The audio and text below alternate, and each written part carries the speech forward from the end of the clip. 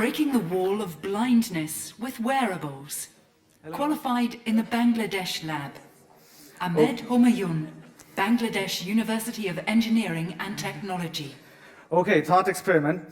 I want you guys to imagine a blind person walking down the street. I'm pretty sure in your mental picture, the blind person is holding a cane, right? But it's the 21st century with such advancements in technology, why do blind people still tend to use canes instead of electronic travel aids that are currently available in the market? Now, there are two reasons they tend to do that. And number one is 90% of the 285 million visually impaired in the world live in low-income settings, so they do not have enough money to spend on expensive gadgets. Secondly, the training period required to be able to use these devices properly is really taxing and don't actually go hand to hand with the practices they already have of using a cane. So what we devise is we devise something called the AutoVisor. It is a wearable cloud computing-based electronic travel aid.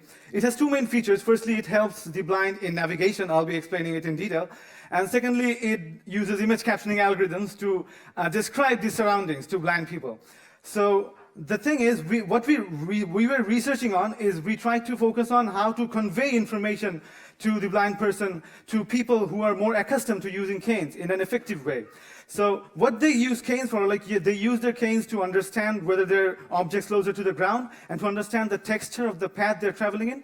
They use their auditory perception to understand whether there are objects surrounding them. So suppose a woman is speaking on a smartphone and walking down the street and approaching the blind person, he'll be able to understand that there's a woman approaching him, so he'll be able to avoid her. But if she was texting instead of talking on the phone, then he won't be able to hear anything, and he won't be aware that there's an obstacle approaching him. So he won't be able to avoid her. So blind people bump into things that don't make sound.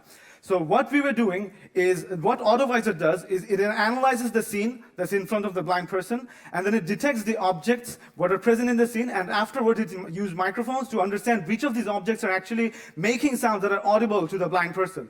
So afterward, it synthesizes audio for the ones that are silent, that are not that the blind person are not aware of, synthesizes audio using head-related transfer functions. These are functions that give a spatial sense to audio, and then feeds it to stereo headphones. So the blind person will think, okay, there's something over there.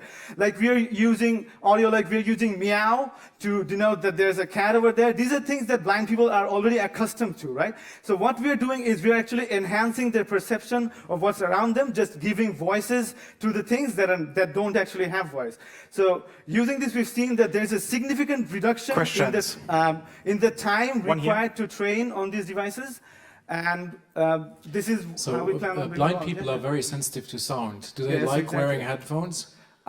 We are planning on using open ear headphones that are not that restrictive, that allow these ambient sounds to enter his ears. So we're just adding a little bit of information to the already present sound in the ambience. Yeah.